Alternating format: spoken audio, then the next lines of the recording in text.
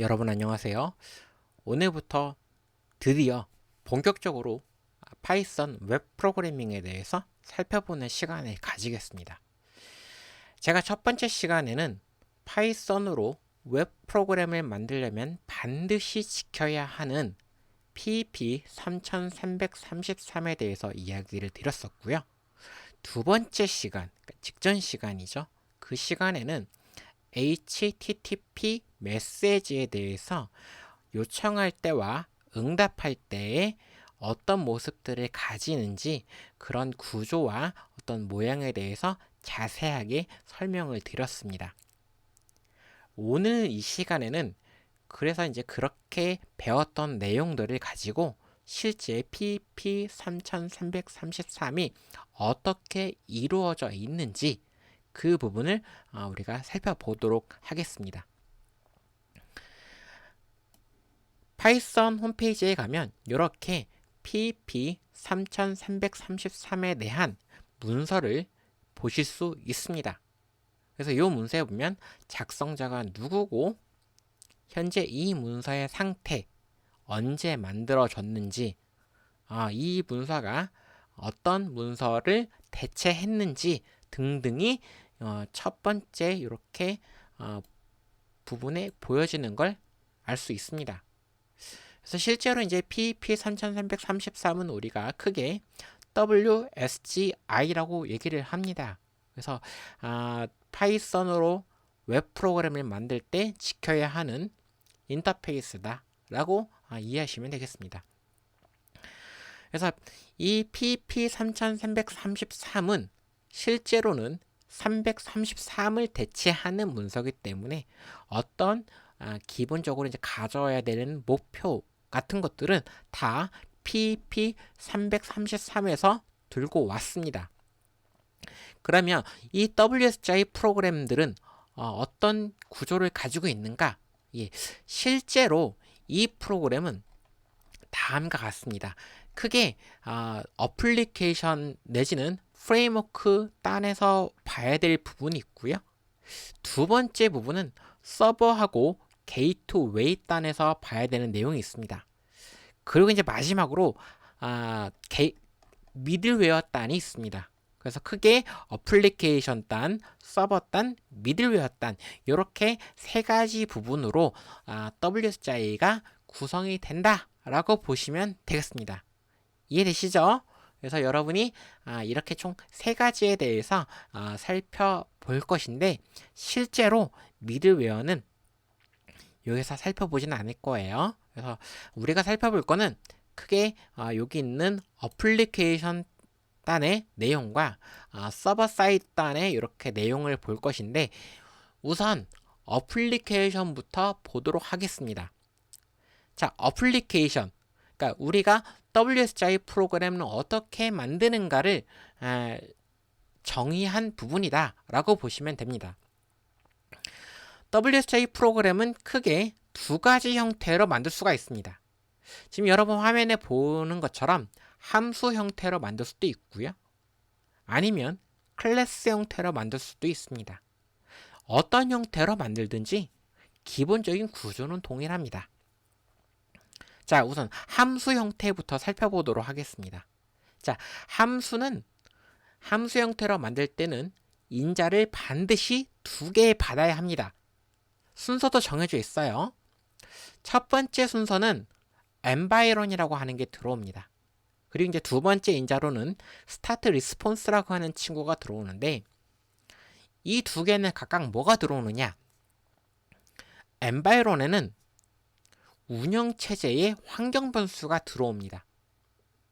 정확하게는 사실 운영체제의 환경 변수라기보다는 WSGI 프로그램이 돌고 있는 컴퓨터의 환경 변수 전체가 들어온다라고 보시면 돼요. 그래서 환경 변수를 받고요. 두 번째 인자로는 스타트 리스폰스라고 하는 친구를 봤는데 얘는 뭐냐? 얘는 실제로 브라우저한테 돌려줘야 되는, 그러니까 반환을 해줘야 되는 어떤 콘텐츠, HTML 태그 이런 거 이전에 브라우저한테 야, 나 지금부터 응답할 거야 라고 알려주는 함수가 전달되어서 들어옵니다. 그래서 실제로 이제 우리가 이 함수 내에서 하는 일을 보면 크게 세 가지 부분으로 이루어져 있습니다. 첫 번째 부분은 이렇게 브라우저한테 너가 요청한 거의 상태, 그러니까 너는 뭘 요청했는데 내가 지금 응답을 해줄 거야. 근데 응답의 어떤 상태가 205K다 라고 하는 걸 알려주는 거죠. 205K는 제가 뭐라고 얘기했죠? 네, 정상적으로 잘 처리됐다 라고 하는 걸 우리가 205K라고 얘기를 합니다. 자, 그리고 브라우저한테는 반드시 우리가 헤더 정보를 반환해 줘야 되는데 그 헤더 정보에는 리스폰스 헤더스라고 하는 변수에 우리가 담아 놓습니다. 이 함수 내선 그래요. 그래서 이 리스폰스 헤더스에는 여러 개의 헤더를 넣어줄 수 있는데 이 여러 개의 헤더는 리스트에 담아줍니다. 그래서 리스트에는 각각 여러 이제 각각의 헤더에 대해서 튜플들이 정리가 되면 되는데 지금 이 화면에 보여지는 경우에는 한 개의 헤더만 설정을 했습니다. 어떤 헤더 설정했느냐? 컨텐츠 타입이라고 하는 이런 헤더를 설정했습니다. 자, 그러면 이 컨텐츠 타입이라고 하는 헤더는 헤더의 이름일 거잖아요. 그럼 헤더의 값은 어디 있느냐? 헤더의 값은 이 컨텐츠 타입 다음에 텍스트 슬래시 플레인이라고 하는 값이 이렇게 들어가 있는 걸 볼 수 있습니다. 그럼 이렇게 봤을 때 하나의 헤더는 하나의 튜플이에요. 그래서 하나의 튜플은 하나의 헤더라고 우리가 볼 수 있는데 튜플은 두 개의 요소를 반드시 가져야 합니다. 그래서 첫 번째 요소는 헤더의 이름, 두 번째 요소는 그 헤더에 설정하고자 하는 값이 이렇게 들어옵니다. 그래서 지금 같은 경우는 헤더가 하나만 정의가 된다 라고 우리가 이해하시면 되고요. 자, 이렇게 응답 상태와 헤더 부분을 정의를 했으면 이제 브라우저한테 야, 나 지금부터 응답할 거야. 그래서 내가 지금 응답하는 문서의 상태는 205K이고 너한테 너가 처리 잘할 수 있도록 내가 추가 정보를 줄게 라고 하는 게 이 리스폰스 헤더예요. 그래서 이제 이 스타트 리스폰스는 함수로 건네지는 거기 때문에 지금 여기서 보는 것, 화면에서 보는 것처럼 스타트 리스폰스의 205K와 이 브라우저한테 던져줘야 될 헤더를 이렇게 순차적으로 전달하기만 하면 됩니다. 이해되시죠? 자, 그래서 이렇게 전달을 다 하고 나면 드디어 브라우저한테 실제로 데이터를 반환해줘야 합니다. 어떤 데이터를 반환할 거냐? 예.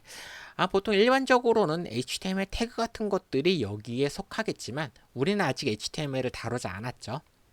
그래서 어떤 특정 문자열을 반환할 건데 이때 이 특정 문자열은 바이트 문자열로 만들어져 있어야 합니다.